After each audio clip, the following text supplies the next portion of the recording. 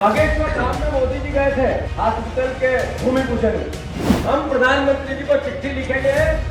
मध्य प्रदेश की वस्तु स्थिति देश की भी बिना पैसे से मध्य प्रदेश में काम नहीं होता। लिखोगे कि नहीं लिखोगे? 3 दिन पहले अभी बागेश्वर धाम में मोदी जी गए थे हॉस्पिटल के भूमि पूजन में। बागेश्वर धाम उन्होंने वहां भाषण किया। अच्छी बात है। देश के प्रधानमंत्री कांग्रेस बीजेपी से ऊपर देश के होते हैं और कांग्रेस हम विपक्ष में है, पर यहाँ का मुख्यमंत्री और वहां के प्रधानमंत्री देश के, हमारे भी मुख्यमंत्री और प्रधानमंत्री, उन्होंने एक बात बहुत अच्छी कही कि कोई तुमसे पैसे मांगे, 1 रुपया मांगे तो मुझे चिट्ठी लिख देना, बाकी काम मेरा। यह आप लोगों ने नहीं सुना, पत्रकारों ने जरूर सुना, मंच पे बैठे वालों ने जरूर सुना। बताओ, यहाँ पर जो थाना है, जो टीआई है, जो पुलिस वाले हैं, बिना पैसे से किसी का काम किया तो हाथ ऊंचा करो।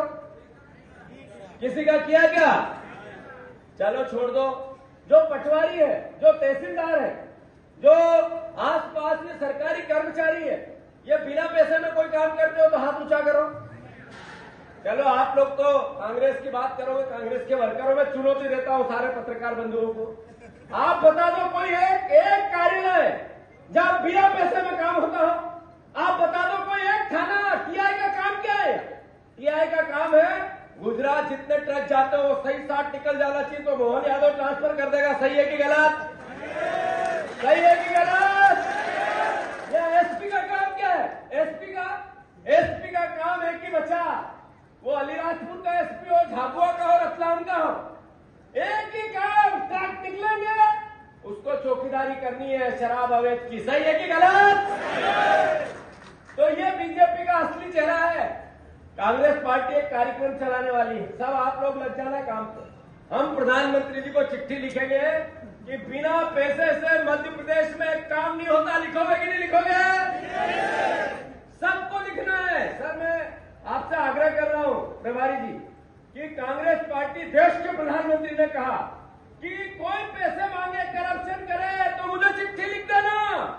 हम सब चिट्ठी लिखेंगे। कौन कौन लिखेगा? जरा हाथ ऊंचा करो। मध्य प्रदेश की वस्तु स्थिति किसी से छुपी हुई नहीं, देश की भी नहीं। अगर मध्य प्रदेश में जब एनसीआरबी के आंकड़े देखो तो सबसे ज्यादा पीड़ित हमारा ही आदिवासी समाज, सबसे ज्यादा बेरोजगारी हमारे आदिवासी समाज में, सबसे ज्यादा अगर कुपोषण है तो वो भी आदिवासी समाज की, सबसे ज्यादा मातृ मृत्यु दर है तो वो भी आदिवासी समाज की, सबसे ज्यादा शिशु मृत्यु दर है वो भी आदिवासी समाज की।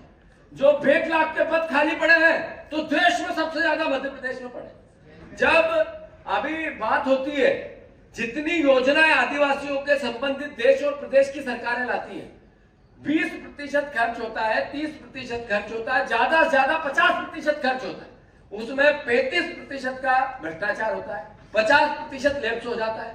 जो पढ़े लिखे परिवार के हम सब साथी हैं, अगर आप सर्च करो इस नीतियों की गूगल पे जाके या अलग अलग तरीके से सरकार की नीतियों, तो बताएंगे 1 लाख करोड़ आदिवासियों के लिए खर्च करेंगे 20,000 करोड़, और उसमें से भी 15,000 करोड़ रुपए का गबन करेंगे। मैं गलत तो नहीं कह रहा? ये महसूस होता है हम लोगों को गांव में। अगर भारतीय जनता पार्टी ये कहती है कि आरक्षण 10 साल के लिए था, तो फिर आज भी आदिवासी गरीब क्यों है? आज भी कुपोषित क्यों है? आज भी उसको नौकरी क्यों नहीं? उसके पास व्यापार की क्यों पलायन? क्यों मध्य प्रदेश का 50% आदिवासी पलायन पे जाता है? ब्राड लड़ाई ये है। हम राजनीतिक रूप से कुछ बनेंगे, बनना भी चाहिए, सबका अपना अधिकार है, पर राजनीति से ऊपर उठकर अगर समाज के लिए जो गरीब आदमी है, जो दिहाड़ी करता है, जो भूख से मर जाता है, जो भूखमरी के सबसे ज्यादा आंकड़े कहीं आते हैं तो 3 राज्यों में मध्य प्रदेश एक आ गया। आखिर तरक्की हो रही है, बड़े बड़े शहर बन रहे हैं, बड़ी बड़ी बिल्डिंगें बन रही है, आधुनिक भारत बन रहा है, इसका असर झाबुआ में क्यों नहीं हो रहा है? इसका असर हमारे और आदिवासी क्षेत्रों में क्यों नहीं हो रहा है? या सरदारपुर में क्यों नहीं हो रहा है? जो गरीब सुदूर गांव है उसमें जो सुविधा इंदौर में है, जो मुंबई में है, जो दिल्ली में है, उसका 10% भी क्यों नहीं?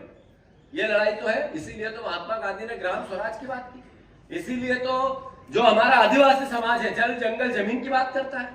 अगर जल जंगल जमीन की पूरी पंचायती राज की व्यवस्था, पैसा कानून, ये सबका सही इंप्लीमेंट हो, तो फिर आदिवासी समाज की ये जितनी मैंने बातें कही ये अपने आप समाप्त होती है। तो ये लड़ाई है, और इस लड़ाई में जो आपकी ट्रेनिंग है वो बहुत महत्वपूर्ण है।